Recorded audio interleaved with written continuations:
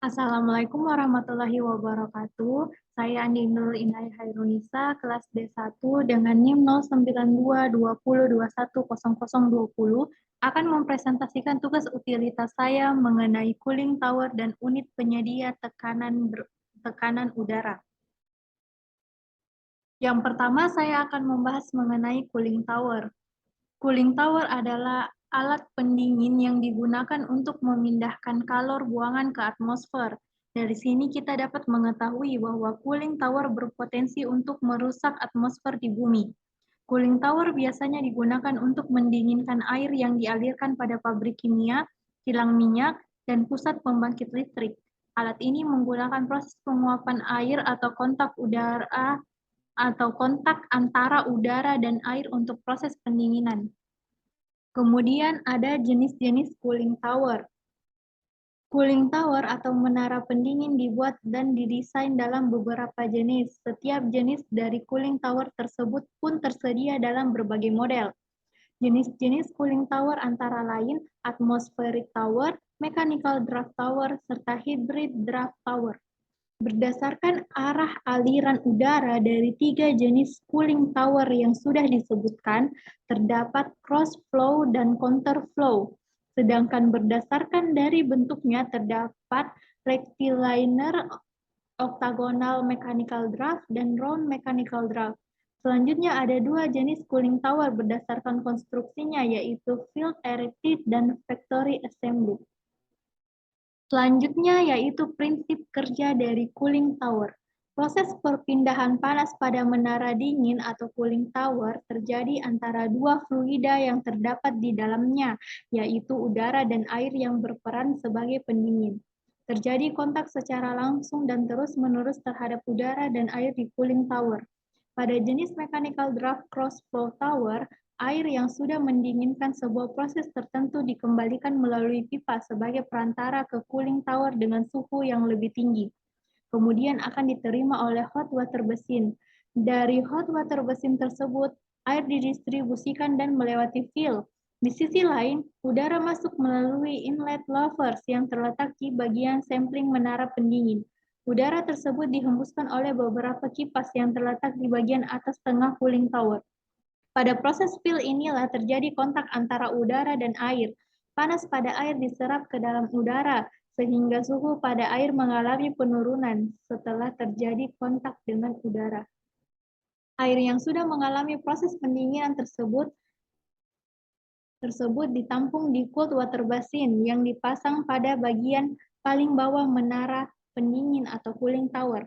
Selanjutnya, air yang sudah mengalami pendinginan tersebut didistribusikan kembali ke proses melalui pompa untuk digunakan sebagai media pendingin. Kemudian, ada bagian-bagian cooling tower. Bagian-bagian yang terdapat pada cooling tower antara lain yaitu hot water basin, cold water basin, fan blade, motor fan, filter, water distributor, fan deck, makeup water, drift eliminator, perimeter handle, inlet louvers, casing, ladder, strainer, drain, walkway, dan access door.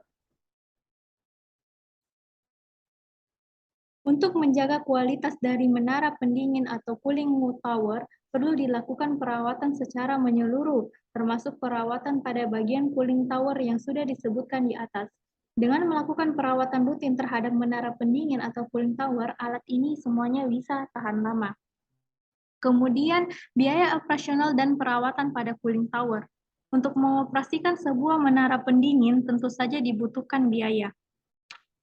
Biaya tersebut meliputi biaya operasional dan biaya perawatan.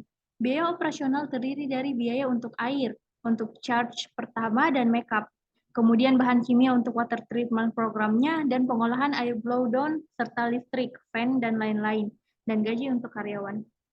Selanjutnya, saya akan menjelaskan mengenai unit penyedia udara bertekanan dalam hal ini, yaitu kompresor. Secara umum, kompresor adalah alat untuk mengkompresi atau menambah tekanan fluida termampatkan atau dalam hal ini compressible fluid atau gas dengan cara memberi kerja pada fluida tersebut. Fluida di sini bisa jadi gas apa saja, mulai dari udara, gas LPG, nitrogen, oksigen, dan lain sebagainya. Kemudian prinsip kerjanya. Compressible fluid atau lebih familiar dengan sebutan saat fase gas bisa bertambah tekanannya dengan cara diberi gaya.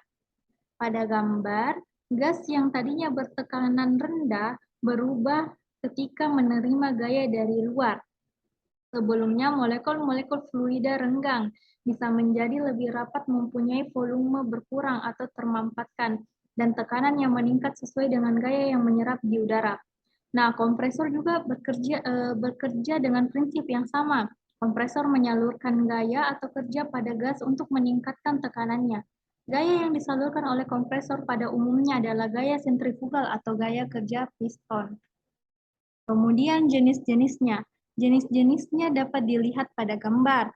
Kemudian kita lebih kenal terdiri dari 3 macam, yaitu dinamik, reciprocating, dan rotary. Kemudian ini adalah tabel ketiga jenis tersebut serta perbedaannya, baik dalam prinsip gaya, compression ratio, dan efisiensi. Kemudian ada fungsi. Fungsi utama kompresor adalah mengambil udara atau gas dari sekitar lalu memberi tekanan dalam tabung, kemudian disalurkan kembali dalam bentuk udara yang memiliki tekan.